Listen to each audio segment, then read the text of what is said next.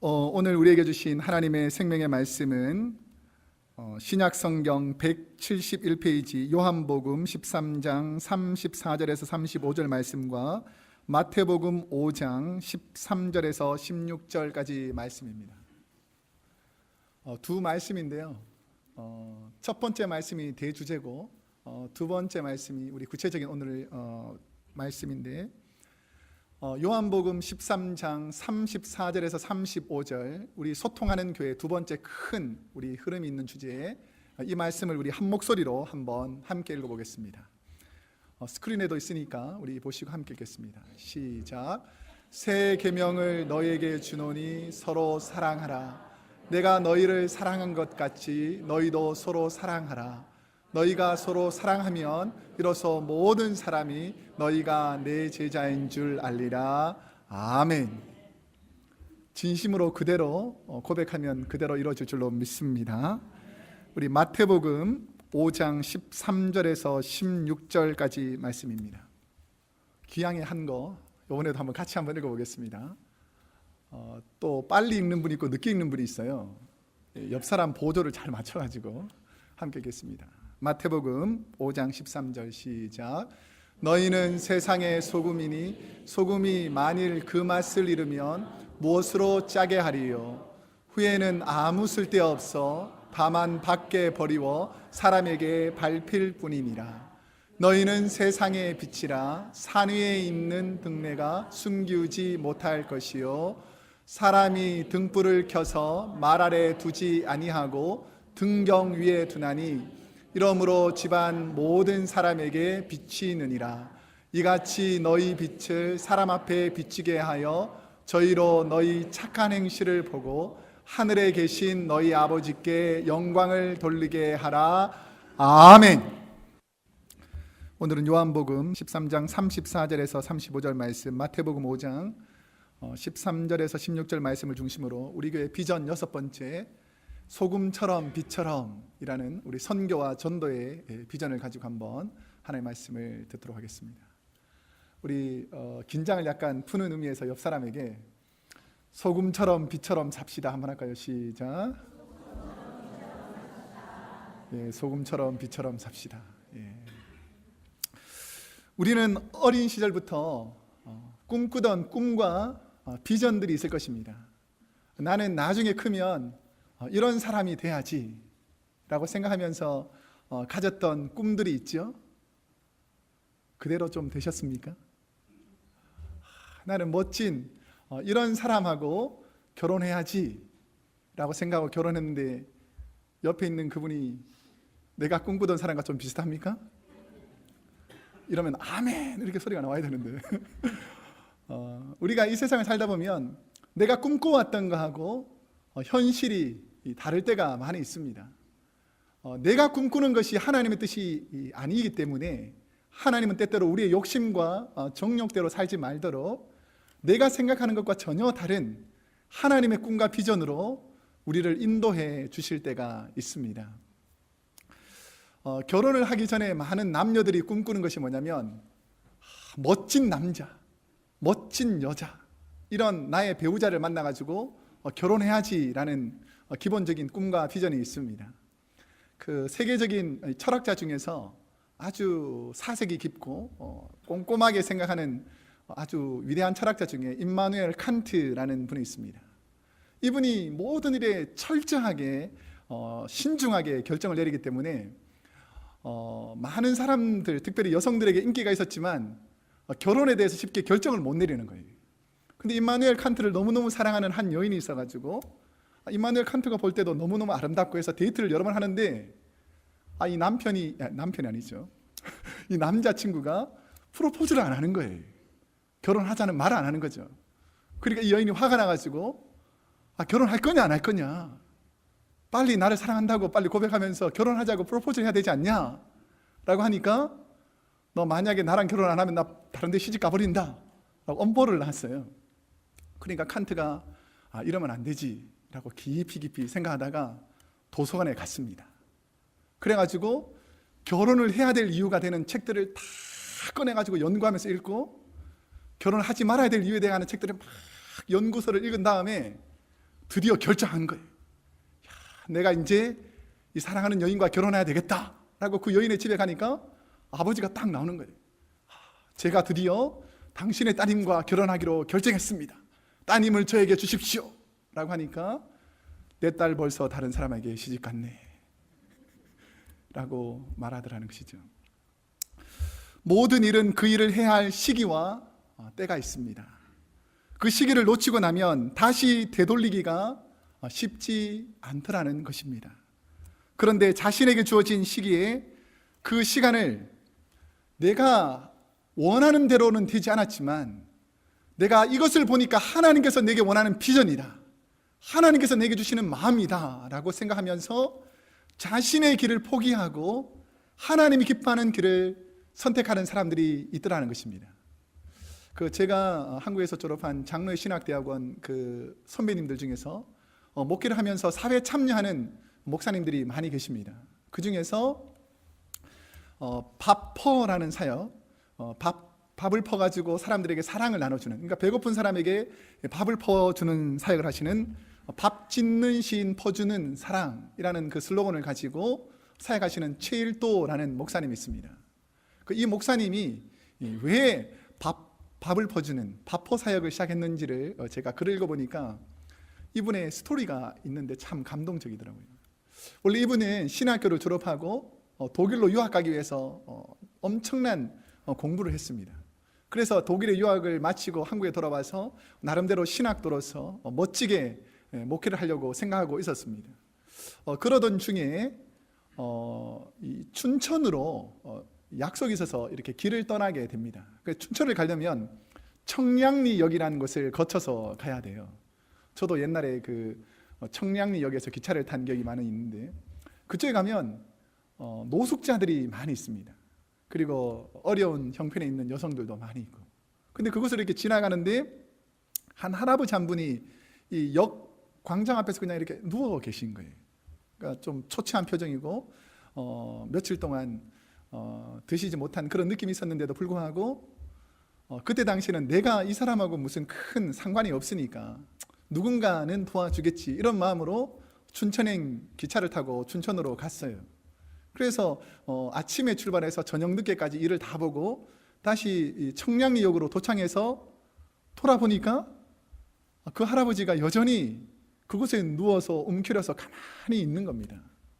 그러니까 이 최일도 목사님의 마음속에 그래도 한번 내가 신학생이니까 가봐야 되지 않겠느냐라는 마음이 생겨서 그 할아버지에게 다가가서 자기도 모르게 그냥 입술로서 나오는 말이 뭐냐면 할아버지 식사는 하셨어요?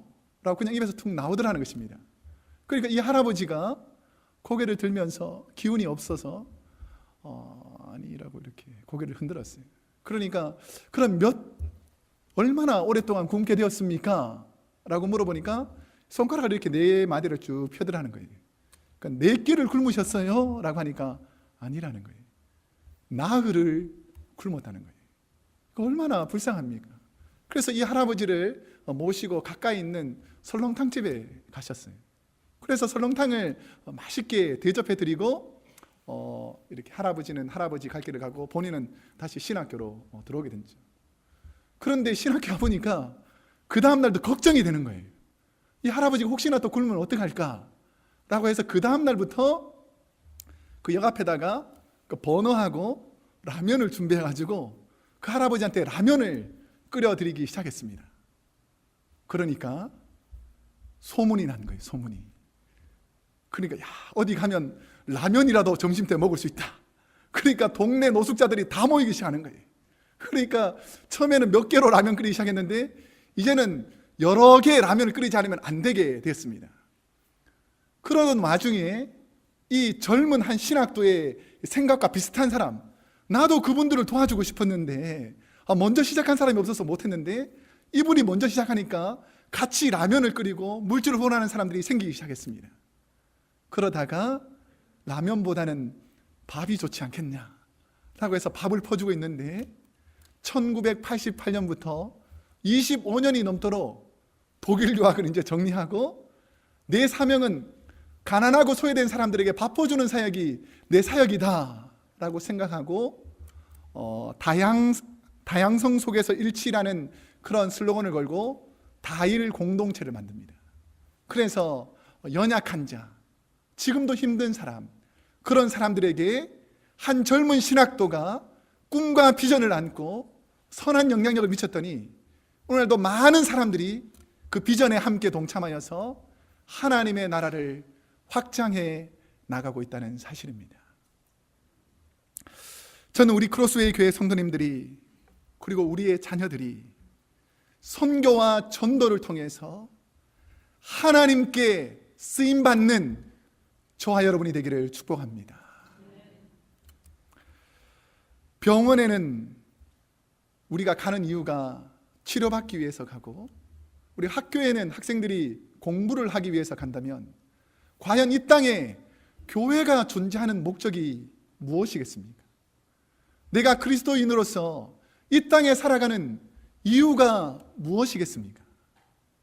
오늘 본문 마태복음 5장과 요한복음 13장에서 우리가 이 땅에서, 이 세상에서 어떠한 삶을 살아야 되는지를 우리 하나님께서 말씀하고 있습니다. 오늘 한번 35절 말씀, 우리 13절 말씀 예. 우선 13절 말씀을 한번 읽어보겠습니다. 시작. 너희는 세상의 소금이니 소금이 만일 그 맛을 잃으면 무엇으로 짜게 하리요? 후에는 아무 쓸데없어 다만 밖에 버리워 사람들에게 밟힐 뿐이니라. 아멘.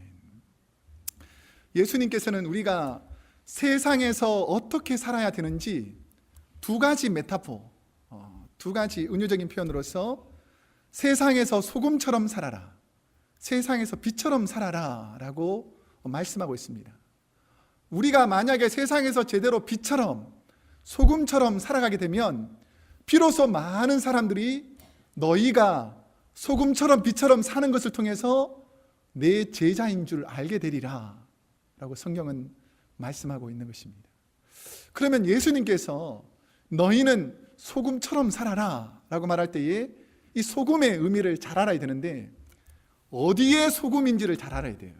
너희는 어디에 소금으로 살라고요? 세상에서 소금처럼 살라는 것입니다. 교회 안에서만 소금처럼 사는 것이 아니라 우리 주님께서는 세상 가운데서 소금처럼 사는 것이 바로 진짜 제자의 삶이다 라고 말씀해 주는 것입니다. 헬라어로 소금이라는 단어는 할라스라는 단어인데, 고대 종교 세계에서는 이 소금이라는 의미가 순결하다, 소중하다, 부패되지 않는 값비싸고 좋은 것이다 라는 의미가 있습니다. 그래서 예수님 당시의 소금은 오늘 우리가 사용하는 이 소금을 사용하는 것보다 훨씬 더 귀하게 사용되었기 때문에 로마 당시에는 이 소금이 월급을 줄 때에 돈을 대신해서 소금을 주게 되었습니다. 그래서 우리가 소금을 어떻게 사용했는지 알 수 있는 그 하나의 근거가, 우리가 월급이라는 단어가 영어로 셀러리라는 단어잖아요. 이 셀러리라는 단어의 그 어원의 근원이 라틴어의 소금이라는 단어인 살라리움이라는 단어에서 비롯되었다는 것이죠. 그처럼 이 중동 고대 시대에는 소금이 아주 귀한 것이고 순결한 것이고 부패를 방지하는 것이기 때문에 많은 사람들이 소금을 귀하게 여겼다는 것입니다. 오늘 저와 여러분이 세상 가운데 귀한 사람으로 인정되기를 축복합니다.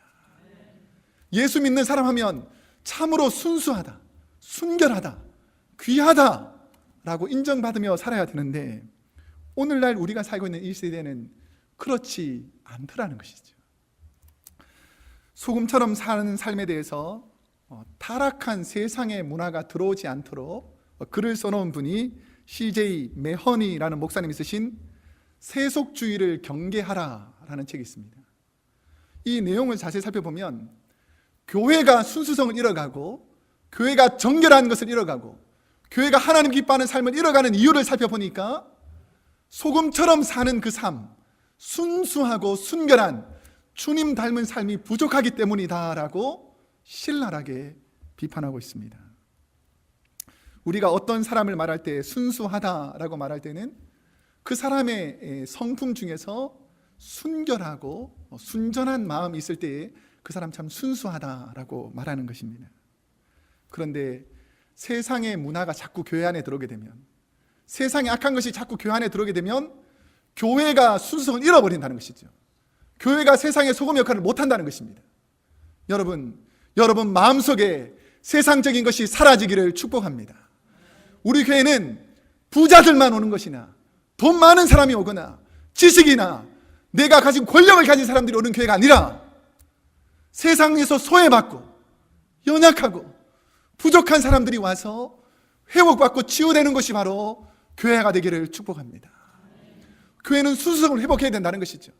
물질 때문에 인도되는 교회가 아니라, 사람이 많은 그룹에 의해서 인도되는 교회가 아니라, 주님의 순수성을 닮은 믿음의 사람들이 바로 이끌어가는 교회가 될 때에 세상 사람들이 볼 때에도 이 교회는 세상의 소금 같구나, 우리 성도님들을 바라볼 때 이 사람들은 세상의 소금 같구나 라는 것을 알 수가 있게 되더라는 것입니다.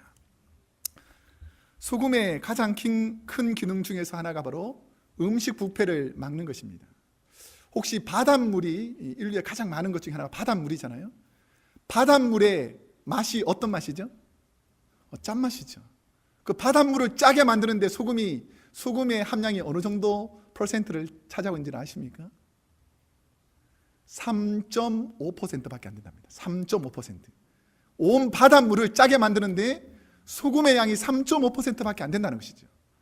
3.5%만 있어도 바닷물을 짜게 만들 수 있는데, 이 땅에 그리스도인들이 이렇게 많은데도 불구하고 그리스도의 향기가 일어나지 않는 이유가 무엇이겠습니까? 우리가 그 맛을, 그 향기를 드러내고 있지 못하기 때문일 수도 있다는 것이죠. 죄송한 얘기지만 한국의 기독교 인구가 어느 정도 되는 줄 아세요? 800만에서 1000만 정도 된답니다.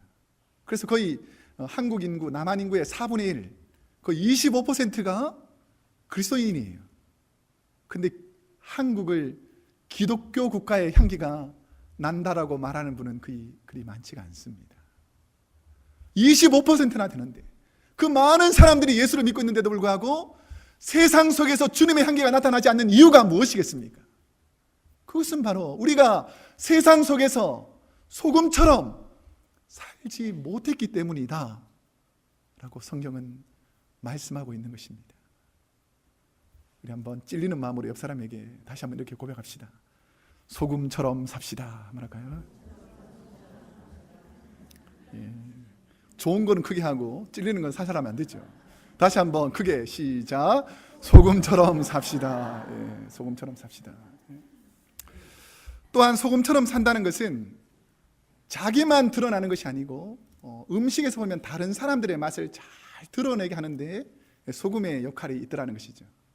제가 이번 주간에는 거의 매번 집에 오니까, 신방을 마치고 오니까 9시가 됐더라고요. 밤늦게 9시. 그런데 가보면 늘 음식을 대접해줘요. 저녁 꼭 준비하지 않으셔도 됩니다. 근데 음식을 대접해서 가보면, 제가 음식은 잘 못해도 많이 이곳저곳에서 먹어보다 보니까 입맛은 살아있거든요. 그래가지고 맛있는지 맛없는지 정도는 압니다. 예. 그런데 어떤 집은 대부분 다 맛있어요. 이게 시험들만 내기 때문에. 근데 어떤 집은 약간 더 짤 때가 있어요. 짤 때가. 너무 짜다. 왜 그렇죠? 소금이 너무 많이 들어가서 그렇죠. 어떤 집은 아무리 열심히 먹어도 무슨 맛인지 잘 모르겠어요. 왜 그렇죠? 소금이 적당하게 들어가지 않았기 때문이죠. 그처럼 이 소금의 역할은 너무 많이 들어가면 다른 맛을 다 죽여가지고 소금맛밖에 안 나는 게 만드는 경우가 있고, 또 소금이 너무 적게 들어가면 주위에 있는 것이 아무 맛도 안 나게끔 만드는 역할도 있습니다. 근데 소금이 적당하게 들어가면 다양한 맛을 느낄 수 있도록 만들어 주더라는 것이죠. 우리가 세상에서 소금의 역할을 감당한다라는 것은 너무 소금이 많이 들어간 음식처럼, 좀 죄송한 얘기지만 광신도처럼, 저 사람 보니까 나는 도저히 예수 믿어서는 안 되겠다 할 정도로 너무 짠맛으로 주위 사람들에게 피해를 줘서도 안 되고, 저 사람은 교회 다녔나 안 다니냐 분간이 안 갈 정도로 밋밋하게 신앙생활에서도 안 된다는 것입니다. 제가 중고등학교 때 아주 놀라운 일이 있었어요. 우리 같은 중학교 다니는 친구인데 욕을 얼마나 많이 하는지, 나만 보면 욕하고 친구들하고 욕하고, 그리고 동네 아들 보면 매일 싸우고 막 싸움대장. 그랬는데 중고등부 연합회 모임이 있어가지고 회장단들 모임이 있었어요.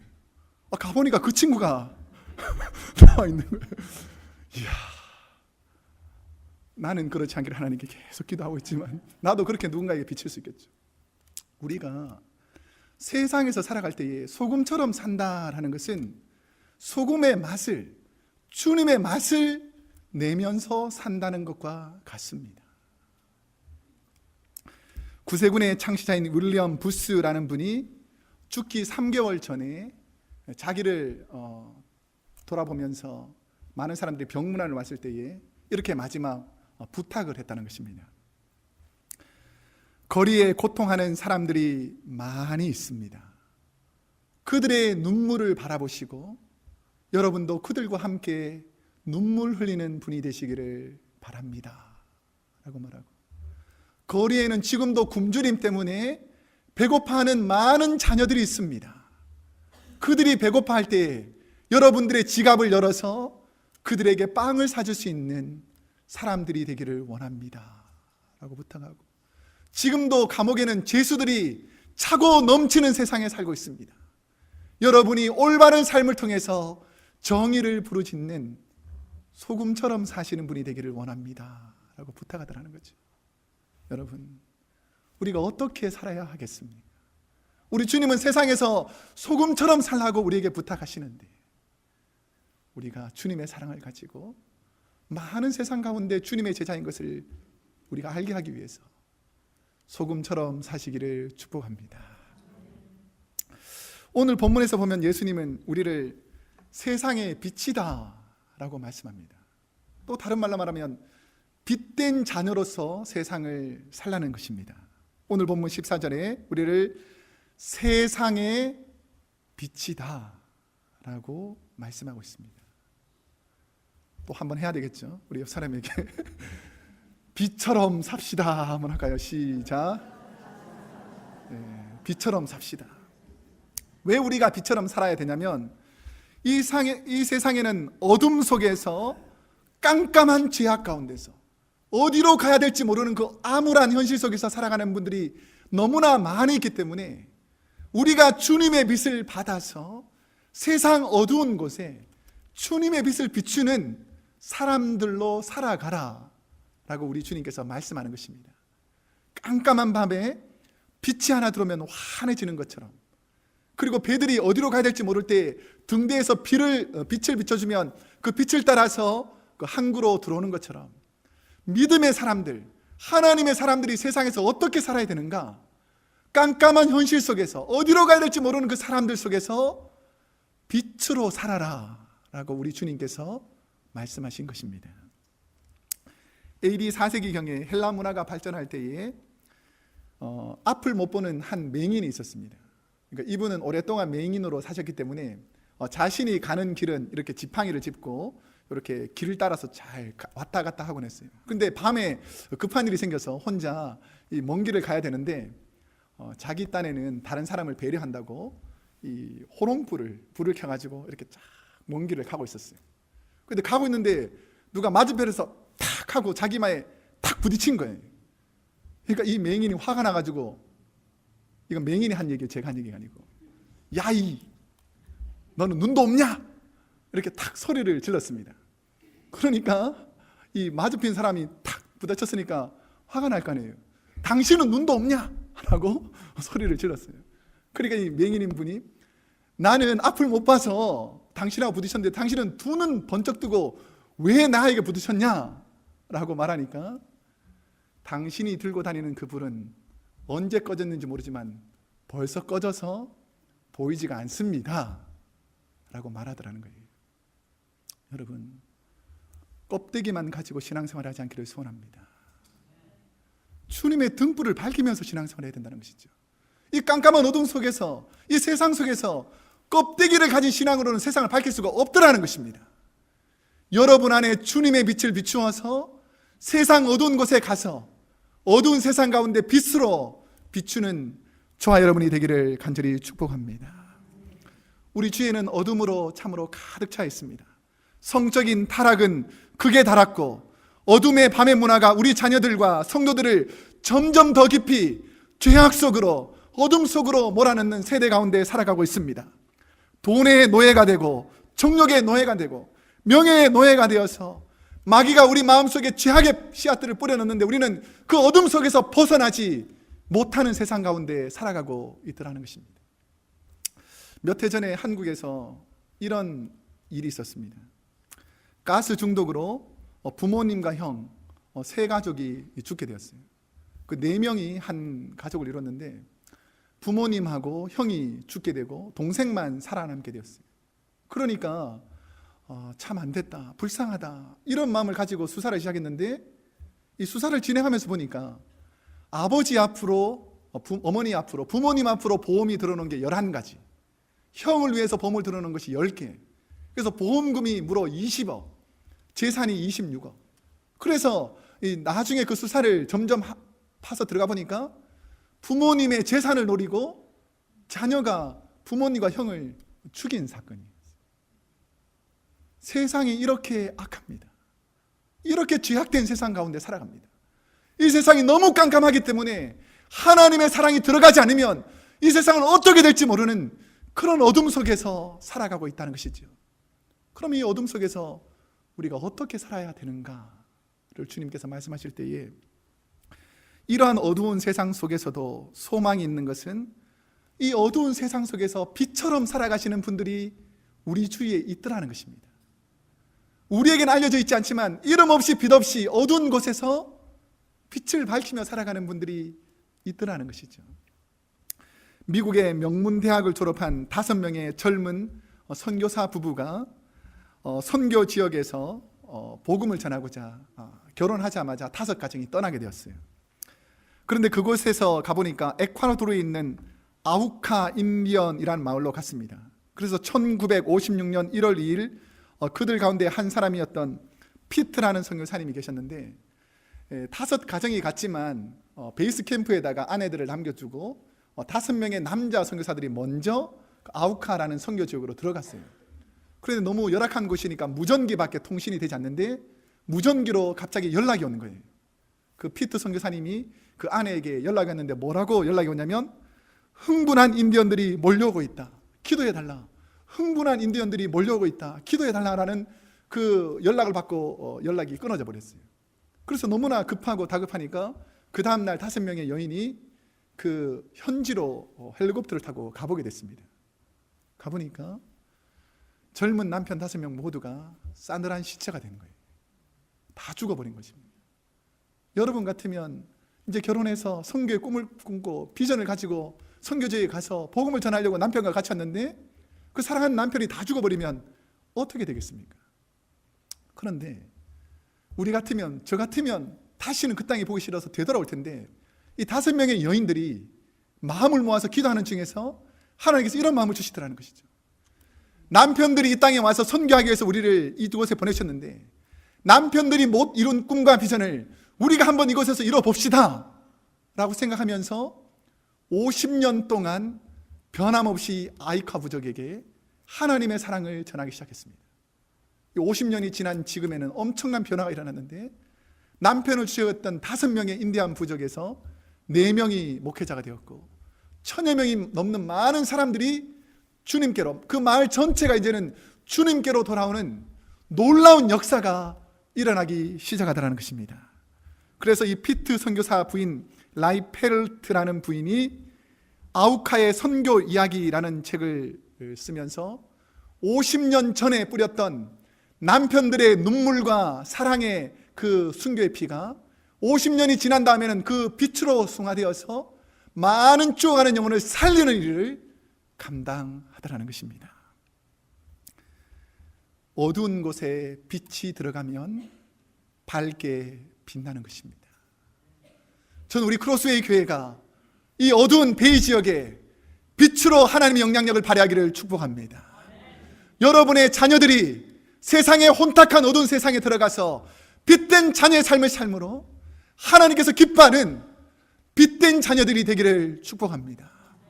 에베소서 5장 8절에서 9절 말씀에 보면 너희가 전에는 어둠이었더니 이제는 주 안에서 빛이라. 빛의 자녀들처럼 행하라. 빛의 열매는 모든 착함과 의로움과 진실함에 있느니라 라는 것이지. 바꾸어 말하면 우리가 세상의 빛으로 살아가게 되면 우리의 착한 행실을 보고 많은 죽어가는 영혼들이 하나님께로 돌아오는 놀라운 성령의 역사가 일어난다는 것입니다. 저는 우리 교회가 그렇게 될 줄로 믿습니다. 우리 지역이 그런 지역이 될 줄로 믿습니다. 이 미국 땅이 다시 회복되고 우리 한국과 저 북녘 땅에 있는 영혼들이 회복되어서 하나님께 쓰임받는 빛으로 사용되는 하나님의 백성들 되기를 축복합니다. 혹시나 인터넷이나 우리 책을 통해서 김용의라는 선교사님의 간증을 들어본 적이 있을 것입니다. 혹시나 들어보신 적이 없다면 우리 인터넷에 김용의라는 선교사님을 치면 그분의 선교 간증들이 많이 나타납니다. 제가 그분의 선교 간증 등에서 이런 이야기를 듣고 참 감동을 받았어요. 이분이 술집에 아주 험악한 가정의 자녀로 태어났어요. 그러니까 세상이 원망스럽고 왜 나를 이 땅에 이렇게 태어나게 했냐, 이렇게 천하게 비참하게 살아가게 했냐, 자기 마음대로 고통 중에 세상 가운데 살았습니다. 그러다가 우연찮게 하나님을 만나게 되고 예수 그리스도를 구주로 영접하게 되어서 나는 내 생에 하나님을 위해서 살아가겠다, 내가 주님을 위해 살아가겠다는 선교를 다짐합니다. 근데 놀라운 사실은 5명의 자녀가 있는데 5명의 자녀 모두가 선교사로 지원해서 세계 곳곳에서 선교를 하는 거예요. 그런데 그 중에 맏아들이 있는데 맏아들이 아프리카 오지에서 선교를 하는데 이 아프리카에는 엄청나게 심한 풍토병이 많이 있는데 이 말라리아에 걸려서 죽을 고비를 여러 번 넘긴 거예요. 그러니까 멀쩡하던 청년, 이 자기 아들이 너무나 많은 죽음의 고비를 넘기니까 아버지로서 선교를 후원하다가 이 도저히 안 되겠다 해서 그 아들이 있는 곳으로 찾아갔어요. 가보니까 아들의 얼굴이 말이 아닌 것입니다. 그리고 이러다가 곧 죽겠다라는 생각이 드는 거예요. 그럼 내일이면 다시 이제 서울로 되돌아와야 되는데 밤에 잠이 오지 않는 것입니다. 내가 이 아들 혼자 주고 언제 죽을지 모르는 이 아들 두고 내가 어떻게 가겠냐 라고 하면서 편지를 써서 이 아들을 설득하려고 했다는 것이죠. 그래서 너는 좋은 대학교도 졸업했고 너는 아직 젊으니까 너는 더 좋은 선교 지역으로 가고 내가 이곳에서 사역하면 좋겠다라는 이런 마음을 가지고 하나님께 메어 달렸어요. 하나님, 우리 아들은 장래가 촉망되고 아직도 할 일도 많은데 여기서 그냥 이렇게 죽어가면 안 되지 않습니까? 차라리 나를 이곳에 두시고 하나님, 이 아들을 좋은 선교 지역으로 올려 옮겨 주십시오라고 하나님께 밤새 부르짖고 기도하는데 갑자기 하나님께서 자기에게 이런 마음을 주시더라는 것이죠. 나는 너를 살리기 위해서 내 하나밖에 없는 아들을 십자가에 못 박아 칼기갈기 찢어 죽여 너를 구원하였는데 너는 네 아들 살리고자 이렇게 하겠느냐 라고 말하면서 그 마음속에 뭐를 주냐면 네 아들은 내가 책임진다, 그리고 너는 나를 믿고 네 선교 지역으로 가라 라고 말씀하시더라는 것입니다. 그래서 이제 편지를 바꿔 썼어요. 이 아들을 바꿔주십시오가 아니라 하나님께 옮겨드립니다 라고 하면서 아들에게 편지를 썼는데 뭐라고 썼냐면 너는 이 아프리카 이 서쪽 끝에서 하나님의 복음을 위해서 살다가 언젠가는 천국 올 것이고 난 이 동쪽 끝인 이곳에서 복음을 전하며 선교하다가 결국은 죽게 될 텐데 우리가 마지막에 천국 한가운데서 다시 기쁨으로 만나서 하나님께 감사하자라는 편지를 쓰고 되돌아왔다는 소식을 들었습니다. 저는 그 멋진 인생이 그분들에게만 있는 것이 아니라 우리에게도 있기를 축복합니다. 이 세상 가운데 어떻게 살아가시겠습니까? 이 세상에서 여러분의 꿈과 비전은 과연 무엇입니까? 여러분 이 땅에서 어떤 삶을 살다가 하나님 나라 가기를 원하십니까? 이제 말씀을 맺겠습니다. 저는 지난 6주간 우리 크로스웨이 온 성도님들에게 하나님께서 우리에게 주신 비전, 우리가 어떻게 살아야 되는지에 대한 비전을 6번의 설교를 통해서 말씀을 드렸습니다. 어떤 분들은 결단할 수도 있고 어떤 분들은 여전히 주저하는 분들도 있을 것입니다. 하나님께 쓰임받는 저와 여러분이 되기를 축복합니다. 하나님께 쓰임받으면 하나님이 다 책임져 주신다는 거예요. 여러분이 걱정하고 염려하는 모든 것을 우리 하나님께서 책임져 주신다는 것입니다. 요한복음 13장 35절에서 보면 우리의 착한 행실로 서로 사랑하며 살아갈 때에 여러분 주위의 사람들이 우리 크로스웨이 교회 성도님들을 통해서 주님의 백성들을 통해서 제자가 어떤 것이는구나 라는 것을 깨달아갈 것입니다. 마태복음 5장 16절처럼 우리가 소금처럼 빛처럼 살아갈 때에 우리의 착한 행실을 보고 하나님께 영광을 돌리는 일들이 일어나기 시작할 것입니다. 저는 우리 크로스웨이 교회에 하나님께서 주신 꿈과 비전을 신뢰하고 믿고 지금도 기도하고 있습니다. 앞으로 우리 교회가 나갈 방향을 위해서 온 교인들이 제자 훈련을 통해서 하나님의 나라를 확장해 나가는 도구로 쓰임받기를 요청할 것입니다. 이 훈련에 빠지지 마시고 내가 어떻게 살아가는 것이 하나님께 쓰임받는 것인지, 구원받은 내가 어떻게 살아가는 것이 이 땅에서 하나님의 영광이 되는지를 기억하시고 하나님의 제자, 주님의 제자가 되어서 마지막 날에 천국에서 만났을 때에 하나님께 기쁨이 되는 복된 자녀들 되기를 축복합니다. 기도하겠습니다.